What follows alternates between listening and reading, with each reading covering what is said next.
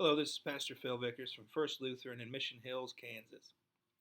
We're going to talk about the book of Romans again today. A couple of weeks ago, we discussed the opening, the greeting, and a few other things in that first chapter. What happens in the next 10 chapters, which we're not going to read through every verse of that. We're just going to talk about the theme. It's all the same theme in those chapters, which is uh, the relationship between the church and the Jewish people. Now, why does Paul choose to deal with that subject in the book of Romans? Well, the church in Rome would have been a very cosmopolitan, very have lots of variety of people in it, because Rome was this big city where you had all different kinds of backgrounds coming together to be the church for the first time. You'd have former Jewish people who were steeped in the laws and the prophets. You'd have people coming to the church from Roman mystery religions and worshiping, the pantheon of Roman and Greek gods. So you would have had this mix of people with extremely different religious backgrounds coming together as one church. And so that's why Paul feels the need apparently to address, what's the difference between Jewish and Gentile? Does it matter anymore? What is the relationship? And what he comes down to is the idea that we are made one body through faith in Christ. So there used to be different communal markers. Circumcision for the Jewish people was a communal marker. They called themselves the circumcised people. And other religious traditions would have had initiation ceremonies of different types. Paul comes to say, it's your belief in Jesus Christ that is the new marker boundary of this community, and it makes us all one.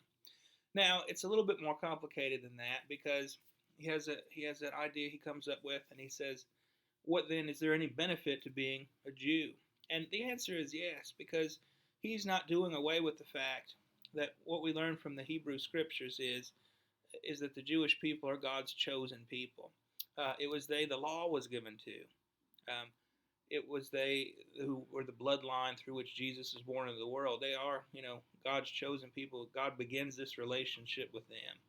And the Exodus is sort of the story of him, sort of claiming this people as his own through liberating them and then giving them the law. Now, the idea then becomes that we Gentiles, in Christ, God shares with us the blessing of being God's children. One of the metaphors is that we're grafted on to Israel. We're sort of this wild vine that's grafted on to the God's planting in Israel. So we give thanks for that as Gentiles. That while the Jews are God's chosen people, it's sort of becomes a bigger and more diverse family in Jesus, and that's why that happens in Romans. Interesting chapters to look at. What Paul starts to talk about next, he starts to get away from that subject of the relationship between Jew and Gentile to talk more broadly, and he says, I urge you, brothers and sisters, to offer your bodies as a living sacrifice. Now, that's a very interesting phrase. When we hear the word sacrifice, we might think of the Old Testament system of sacrifices centered around the temple, where people would offer doves and the first fruits of their flocks for thank offerings and sin offerings. As Christians, we might think of the one sacrifice of Jesus upon the cross that we talk about as our salvation.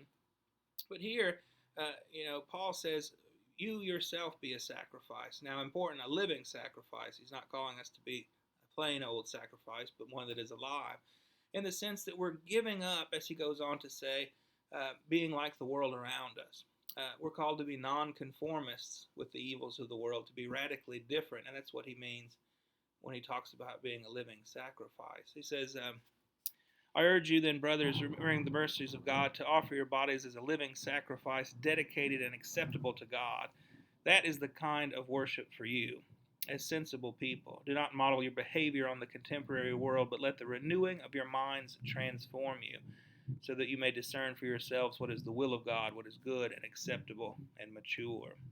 So, offering ourselves as a living sacrifice, not conforming to the world, is worship, a kind of worship in this for St. Paul. And that's very interesting, because that means it's always taking place. We talk about coming to worship here in the sanctuary, and that's a very special and important thing for us. But worship doesn't end when our service ends. We go out and we worship God by offering ourselves as a living sacrifice, by not conforming to the world. Interesting and beautiful language there from Paul. Thanks for listening today, and we'll see you soon.